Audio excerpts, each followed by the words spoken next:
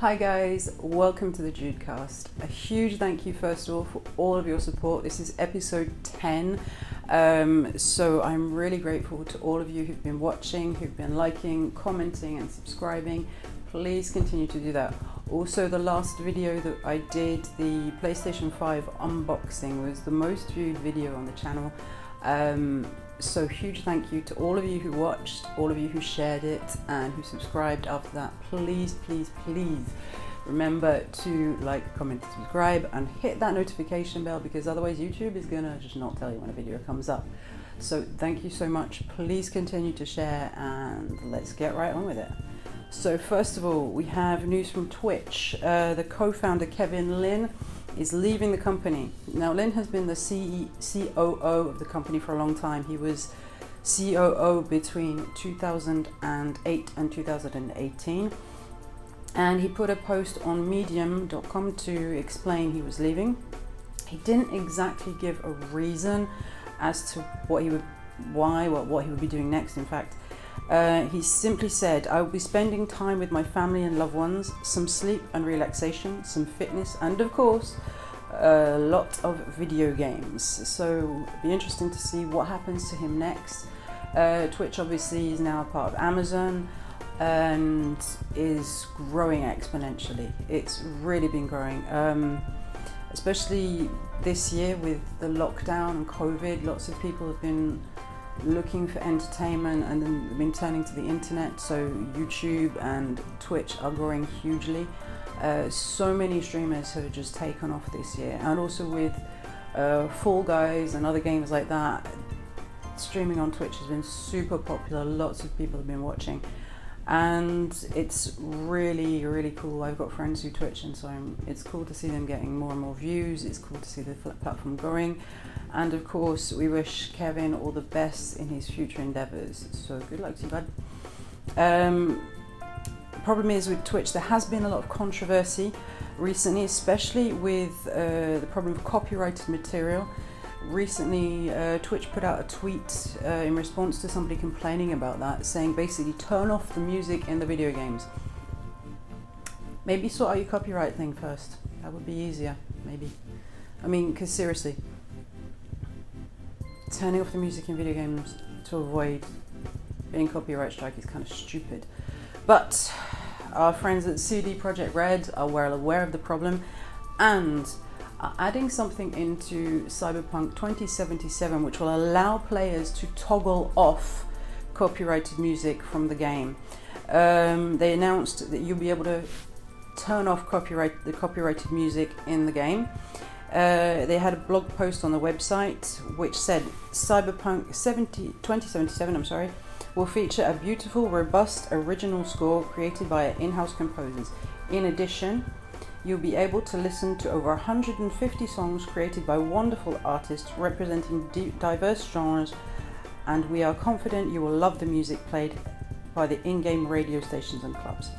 Unfortunately, the world of copyright law is complicated, and not all of these songs can be streamed or used in your video content. So basically what they're saying is any of the 150 songs that are played on the radio and things like that could get you copyright strike if you are a streamer, either on YouTube or on Facebook. Yeah, Facebook gaming is the thing as well, but on Twitch. So basically they're giving you the option to be able to turn those off and have just the music that was written for the game. And this is, yeah, it makes sense. It's a good idea seeing the context, but the context shouldn't be there. There should be some kind of allowances. The system shouldn't be so strict. It should have sort of the ability to say, no, this was in the game. Like if you're playing GTA or something like that, and you have copyrighted music and you get a strike, well, that's because you're playing the game and that's in the game. It shouldn't have to be a thing. There should be better protections for streamers as far as that is concerned, because there's so many abuses of copyright. And it's just, and even in general, not just for copyrighted music, but for copyright on YouTube as well. Like I've seen so many YouTubers get hit for copyright claims that were completely bogus, and there needs to be more protection for streamers in that respect, I think, because we talked about this a couple of weeks ago when we had that guy who was saying about how streamers should pay towards like a license fee for playing the games. Well, it's free advertising. If the music is in the game, they've paid for the game and they're streaming it, then they've already paid their dues. Why should they pay again? Like, this is advertising for both the game and the musician. So I think that we need much more protection for streamers as far as that is concerned, because it's not a fun situation, and to see people getting struck for things that are part of a video game they're playing and that they're obviously enjoying, that's wrong. Don't like it. But I mean, fair play to CD Projekt Red for including that and making that a thing in the upcoming Cyberpunk game. It shows how aware they are of what's going on, and it shows that they do care about the community. So tip of the hat to you. Well done for doing that. Just wish you didn't have to. Next up, apparently there's going to be a TV show based on the game The Last of Us, which will be on HBO. According to reports, Neil Druckmann is working as both writer and executive producer alongside Craig Mazin, who worked on Chernobyl, and HBO's Caroline Strauss, who was the executive producer on both Game of Thrones and Chernobyl, will be working as executive producer for The Last of Us.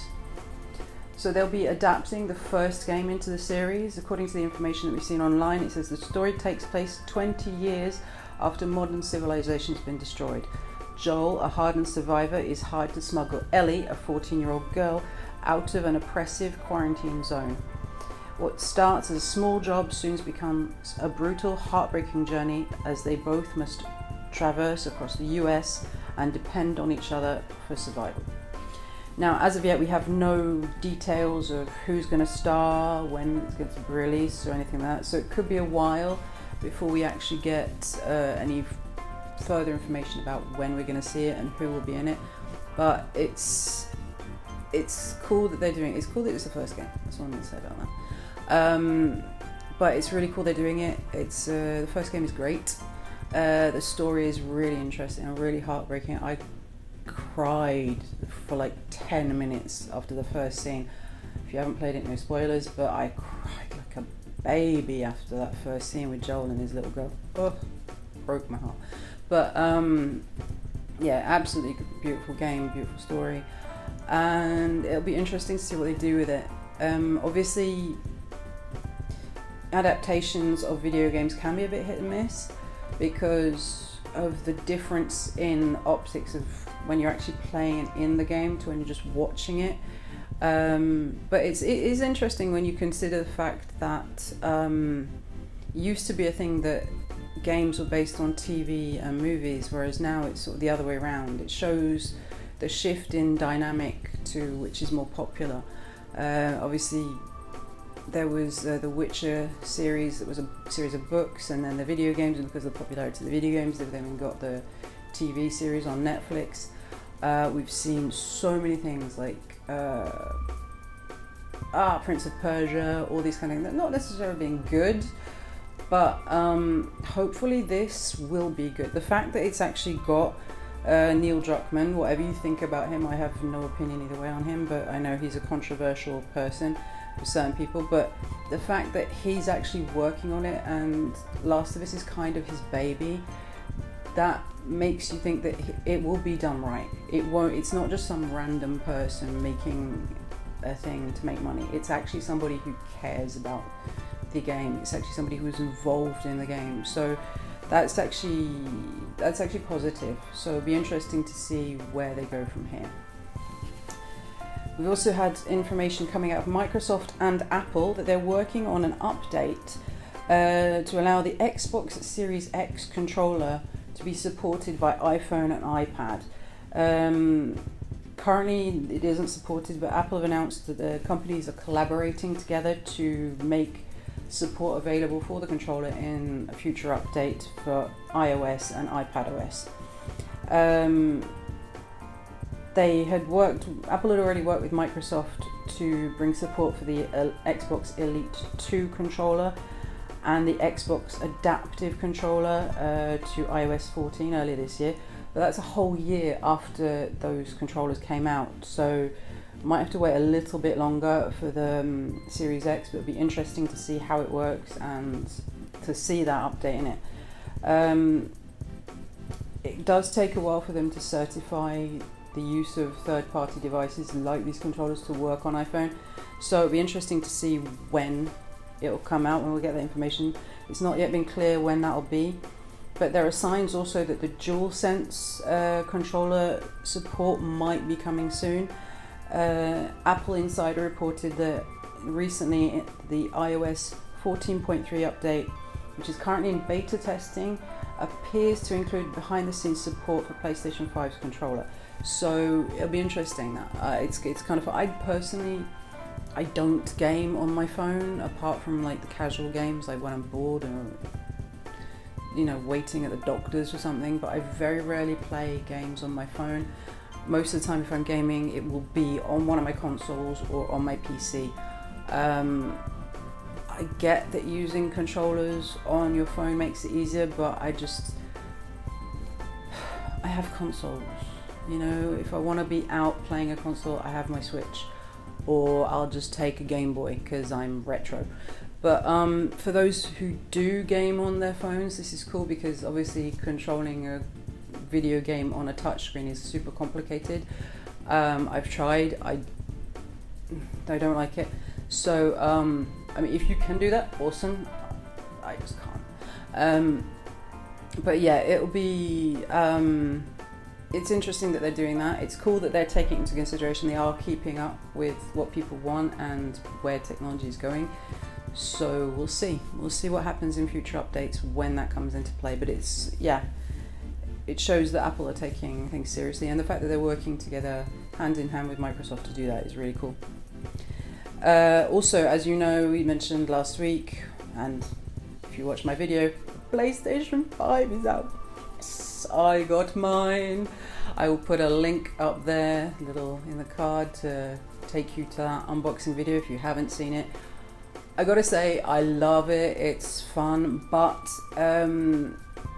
if you already have a PlayStation 4, maybe hold off buying the PlayStation 5 for the time being. There aren't that many exclusive games. Like, most of the games that are coming out are also available on the PlayStation 4. So if you really want to play them, you can just get them on the PS4. There will probably be updates for them if you have a PS4 version to upgrade to PlayStation 5. Maybe, I don't know. I'll have to check. But so far, like, obviously I've been playing Astro's Playroom. It's a lot of fun. It's super cute. It's very Mario Galaxy, sort of Nintendo-esque, which is kind of cool. And it really shows the power of the PlayStation DualSense controller. Like I said in my previous video, I hope it's not just a gimmick, or the things you can do with it, because the haptic feedback on that thing is insane. It really is. It's impressive. Like, when the game starts and you get all the little blocks that fall down and you feel them moving up through the controller and as it's sort of coming to life.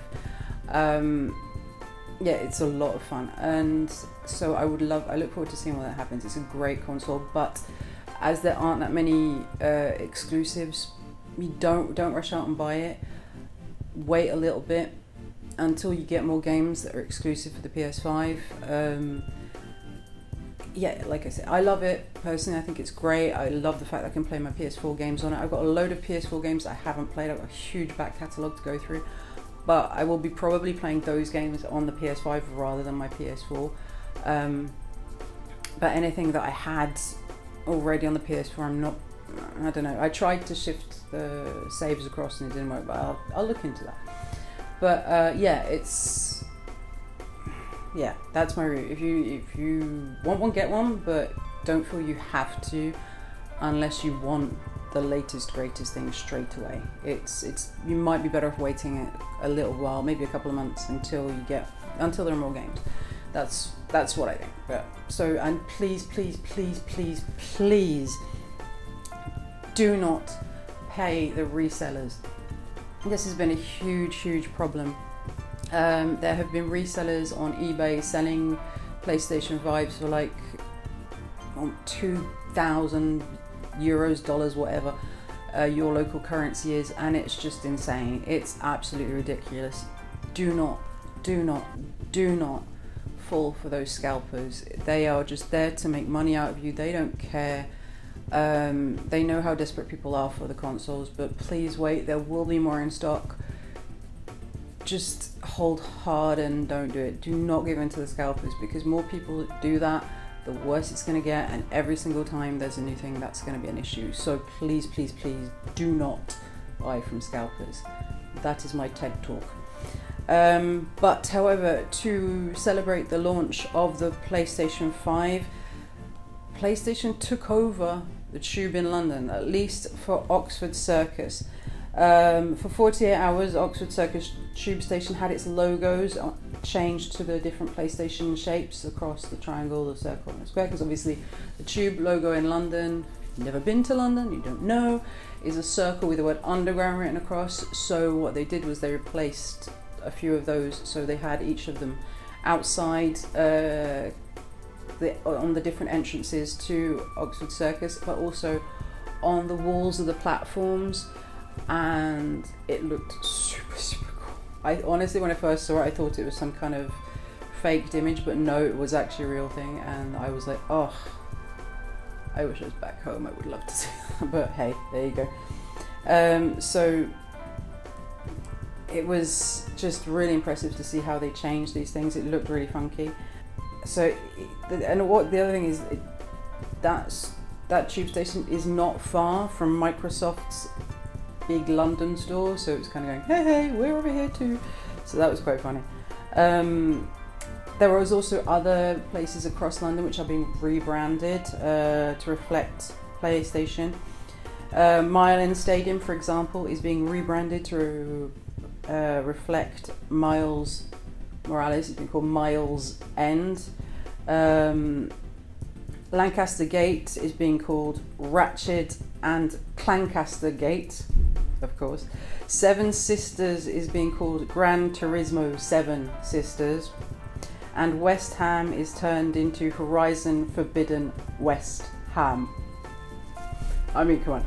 So the names are only temporary, but they will be called that until December the 16th. So if you are in London, go have a look. Please take photos, send them to me. I wish I could be there. I wish I could see it. So please take some photos and send them to me on my Twitter page at PunkyJudester. I would love to see them. I just wish I was back home. It's why I love London. I mean, I'm a Londoner. I love my city. You can see the smile on my face when I talk about it. It's the greatest city on the planet. I know there are Parisians and everyone else out there is going, no, it's not. It really is. And that kind of sense of humour and fun it's just so London, and I love it. I love everything about it. So well done to Sony, well done to TfL for doing that. I wish I could see it, because obviously I'm a PlayStation fan and a Londoner. So yeah, I'm going to start singing Maybe It's Because I'm a Londoner, and my accent's going to go proper London in a minute, mate. But anyway, yeah, it's so cool, so well done to them. We've also had really cool news if you're a 90s kid like me. Animaniacs is back. Yes, there's a new series of Animaniacs on Hulu in America. Can we get it over here, please? Otherwise, I'm just going to have to get another VPN. I think, yeah. But yeah, it's so cool. I love Animaniacs. I've actually been rewatching the old episodes from back in the day, and they are still hilariously funny. I'm not going to give any opinion on the new series because I haven't seen it, so it wouldn't be fair. But so far what I've heard online is that it's amazing. It's really good. It's in the style of the old series. So yeah, who doesn't love Animaniacs? Everyone who's seen Animaniacs loves that show. It's so much fun. It's so silly. It's got jokes for both kids and for adults. It's not just for one audience. It's so much fun. One of the best cartoons back from way back in the day. Absolutely love it. So cool to see it coming back. When I saw the trailers talking about it, that it was going to be a thing again, I was just, I wish I could watch that because it's so cool. So yeah, Animaniacs is amazing. I really hope that they bring that over to Europe as well, because yeah, I really want to see it. So please, Hulu, let us see it over here because I really want to see it. Yeah, and also, as you know, this week is Thanksgiving, so happy Thanksgiving in advance to my American friends. Hope you have a wonderful time with your family. This year is a bit difficult, obviously, with COVID and that, but I think there are still things to be thankful for. Even with all that going on, we can still find things to be thankful for, especially like if we're able to be with our family. Some of us obviously won't be able to be with our families this holiday season because of travel restrictions and things like that. But if you are able to be with your family, I hope you have a great time. I hope you have a blessed time, and yeah, be thankful for it. Enjoy it. But obviously, following Thanksgiving, there will be Black Friday. Lots of people have been saying that they think the PlayStation 5 will come down in price, or even the Xbox Series will come down in price for Black Friday. I doubt it very much. They've literally just come out, guys. They're not going to lower the price for a while. Maybe next Black Friday in 2021, possibly, if you're lucky, but not this year. No way, they're not going to do that. They're brand new. They're selling too well. But yeah, probably lots of deals to be had. Maybe you could, if you wanted a cheap PS4, maybe now's the time to get one on Black Friday, or even upgrade that TV so that when you get your PS5, you have a 4K TV. But yeah, I personally, I don't know if I'll be buying anything this Black Friday. Possibly maybe Christmas presents. I don't know. Maybe. I think my brother wants something and his wife wants something, so I might have to get. I've already got my niece her thing, so you know that's all set. Just the rest of the family to worry about, and friends. Anyway, but yeah, if you are going to buy things from Black Friday, one thing I would ask is that you maybe don't go to Amazon. As much as I love Amazon services and stuff, but maybe don't go to Amazon. Try and buy local. That's all I'm going to ask for you guys. Go to your local stores, support your local commerces, because they've been hit so bad this year with COVID. There have been so many stores that have had to close down permanently because of what's been going on, because of restrictions, lockdown, etc. So if you are able to support your local people, please do. During the first COVID lockdown, I actually contacted a secondhand gaming store in this county, and I said, look dude, what have you got? These are the consoles I have, what have you got for these consoles? He told me what he had. I said, okay, I want this, and he actually delivered them to my house, because I couldn't leave, because obviously there was restrictions on travel, but because it was for his business, he actually came and brought them to my house, which was super sweet of him. And yeah, it was just building that relationship. That's super important, especially if you're a retro gamer. You really need to build that relationship with the local sellers, and yeah, just supporting your local business, support your local commerce. So for this Black Friday, please buy local. For this Christmas, please buy local, because they're the ones who are being hit the hardest, and they deserve our support, because they're the ones that we need, and it would be a shame not to have any high street stores or local shops. So yeah, another TED Talk for you then. I'm feeling very nostalgic and whimsical today, apparently. Was whimsical even the right word? Probably not. Anyway, I'm tired, leave me alone. But anyway, that's all I've got for today. I hope you've enjoyed this video. Please remember to hit that like button, hit subscribe, hit the notification bell, leave a comment. I really appreciate you guys' feedback. I had a comment on my last video saying that my cat was hilarious. Yeah, you didn't see the bits I edited out. He was hilarious indeed. But anyway, yeah, so please like, comment, subscribe. Follow me on social media, facebook.com/punkydudester, and also Twitter and Instagram @punkydudester. I really appreciate all you guys' support. It's been really cool to see so many of you watching the videos. Please share and tell your friends if you've enjoyed it, because that would be cool. I'd love to see more of you on here and get more feedback, more information. If you guys have ideas for the next podcast, please let me know. And I look forward to seeing you next time. Bye guys.